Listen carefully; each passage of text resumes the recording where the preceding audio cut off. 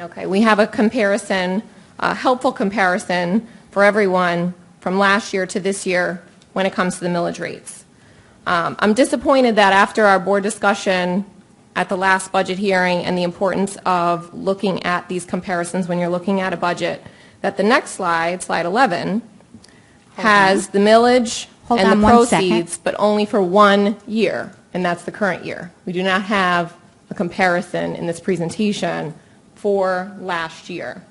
But Mr. Spencer, the number that I have for last year's proceeds is $363 million, thereabouts, for 2014-2015. Does that sound about right? Yeah, the number.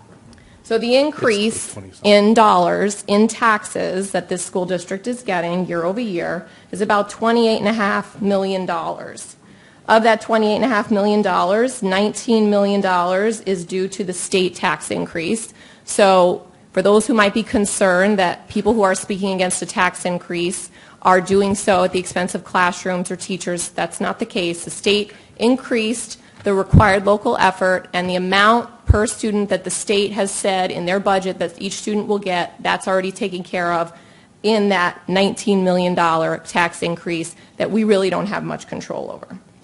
The $9.6 million, which is going to the capital fund and to the referendum, is the tax increase that this board has complete control over. We can keep that dollar amount exactly the same as last year. When it comes to the voter referendum, which we're taking from capital and putting into the operating fund, which we're weaning off of anyway, we're still, just because we can, taking an additional $769,000 out of the taxpayers' pockets simply because we can, and keeping that millage the same. When it comes to the capital outlay fund, we're taking an additional $8.8 million. That's a 9.8% increase year over year for the capital fund. So somebody's taxes are going up, and I'll tell you who in just a minute. So 9.84%, $8.8 million in the capital fund, and we've already discussed at this board that our capital expenditures are... Okay, let's take that point, and let's check and see if we have any other discussion among... No, I'm not finished. I have the floor. So I'm just going to finish my points. As I mentioned, about 30% of the parcels in Collier County are homestead. So the example that we saw up here, where the taxes are slightly going down, that's only 30% of the parcels in the county.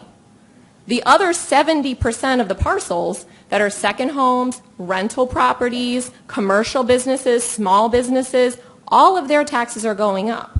So a small percentage of those parcels are getting that savings and being saved from the tax increase that the school board is implementing this year. Can you hold on 1 second? Here. Could I please have the floor just for a period of time? In order for this to be a discussion, I'd like to have other board member input on each of the issues. So it would be really productive if I could finish my points. Sure. Thank you. So I did contact the property appraiser's office to get some additional information about the homestead exemption and who is going to actually bear the burden of this 9.84% increase. And they said absolutely there are parcels that have gone up because, and I didn't know this and I want us to consider this as a school board, all of the other taxing authorities are limited to a 10% year over year increase in taxable value, except the school district.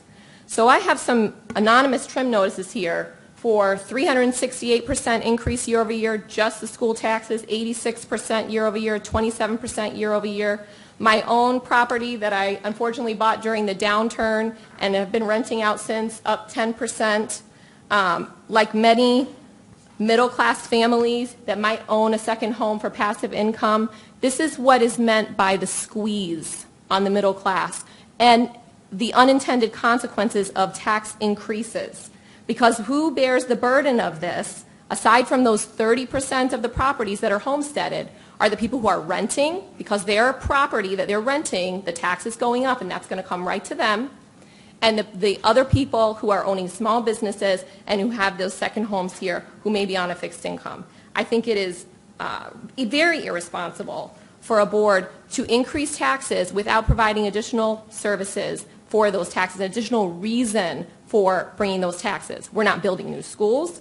We do not have an increased capital expense that would warrant an increase in taxes. We're only doing it because we can, and I find it very irresponsible and disingenuous for it to be represented to anyone that there is not a tax increase.